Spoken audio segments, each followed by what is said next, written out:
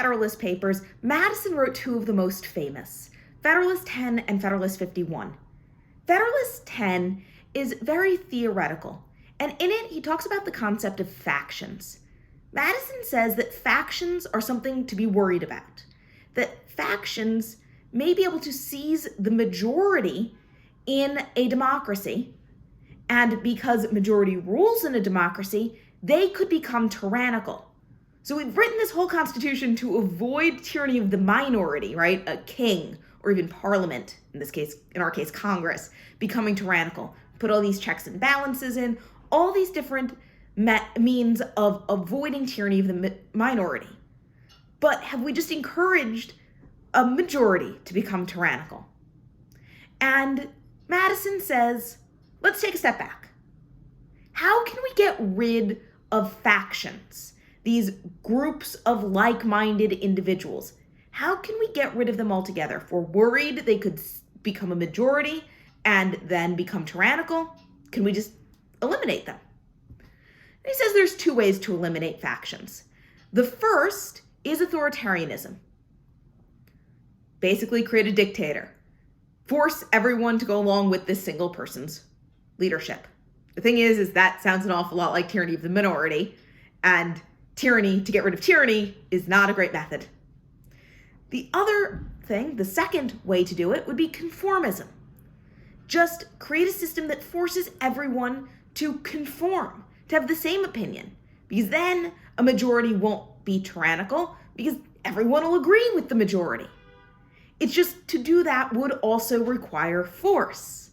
And again, that is unacceptable to Madison and the framers, because what we don't want is something that seems a lot like a tyranny.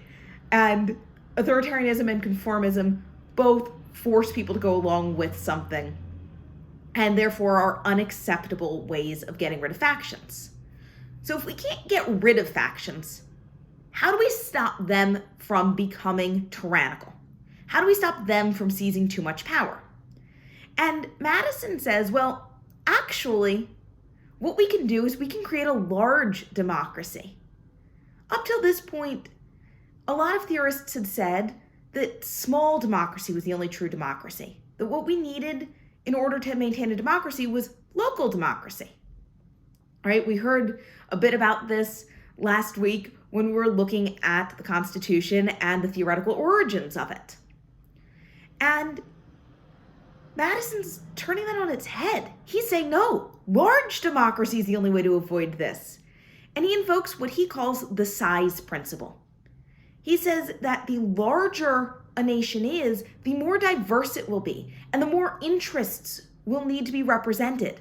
And if there's a lot of diverse interests, then no one interest will be able to represent a majority. And therefore, no one interest can seize power in the government, which is, in essence, a majoritarian institution, because the majority rules in a democracy. So if no one group can seize power, can seize the majority, no one group can become tyrannical. We can't end up with the tyranny of the majority. So what we need to do is we need to basically make sure there are enough factions that no one represents a majority. So they have to work together. Different factions have to come together and negotiate and agree in order to get things done. And that protects us from tyranny of the majority. This idea more recently has been put forth again, often using the term pluralism. This idea that pluralistic government is the best type of democratic government, right? That if we have many ideas, a plurality of ideas, then no one idea will control everyone. Now, when we talk about this in this unit, we use the word faction.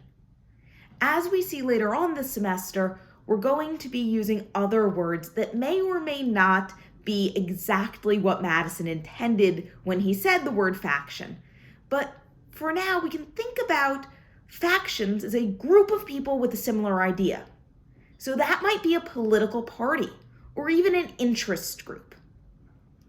So we'll look later this semester in Unit 3 at how political parties and interest groups may or may not embody this concept of Madison's factions, and if they do, have they become a tyrannical majority, or has this size principle protected us from the tyranny of the majority and the danger of factions?